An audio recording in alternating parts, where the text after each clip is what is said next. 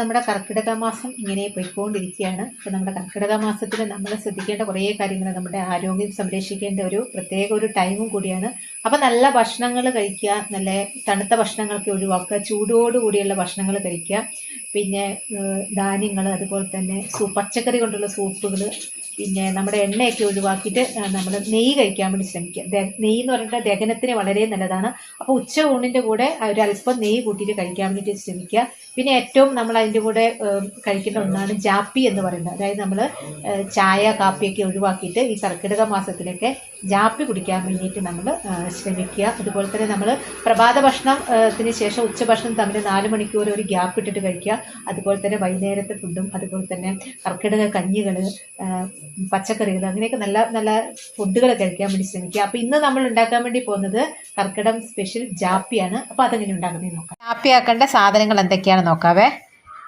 ഇത് പനിക്കൂർക്ക, ആടലോടകം, പേരയില, മല്ലിയില, പിന്നെ തുളസി, പിന്നെ ശർക്കര, ഇത് പനക്കൽക്കണ്ടം, പിന്നെ ഇഞ്ചി, വെളുത്തുള്ളി, ചെറിയുള്ളി, കറുവപ്പട്ട, ഗ്രാമ്പു, ഏലക്ക, പിന്നെ നമ്മുടെ മഞ്ഞൾ പൊടിയുണ്ട്, ചുക്കുപൊടിയുണ്ട്, കുരുമുളക് പൊടിയുണ്ട്.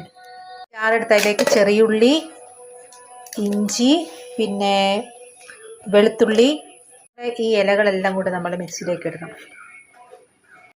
എന്നിട്ട് ഇതെല്ലാം കൂടി എടുത്തിട്ട് നമ്മളൊന്ന് ചതച്ചെടുക്കണം. നമ്മളങ്ങനെ അരച്ചെടുത്തിട്ടുണ്ട്.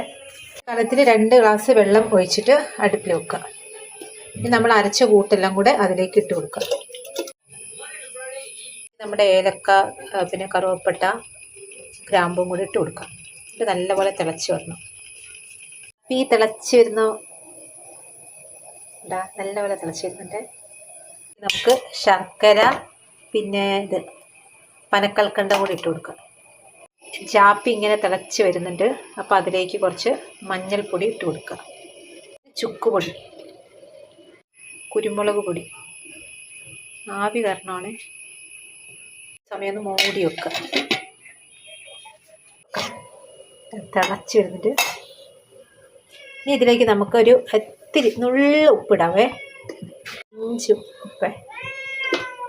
ഇനി നമുക്കൊന്ന് ഇളക്കി കൊടുക്കുക. ഇത്രയും നേരം ഇത് ഇളക്കിയിട്ടില്ല കേട്ടോ, എല്ലാം ഇട്ട് കൊടുക്കുക മാത്രം. ഇപ്പോഴാണ് ഞാൻ സ്പൂൺ എടുത്തിട്ടൊന്ന് ഇളക്കാൻ പറ്റിയത്. നല്ല സ്മെല്ലൊക്കെ വരുന്നുണ്ട് കേട്ടോ, നല്ല അടിപൊളി സ്മെല്ല്. ഒന്നും കൂടെ ഒന്ന് അടച്ചു വെക്കാം. അപ്പം നമ്മുടെ ജാപ്പി റെഡി ആയിട്ടുണ്ട്.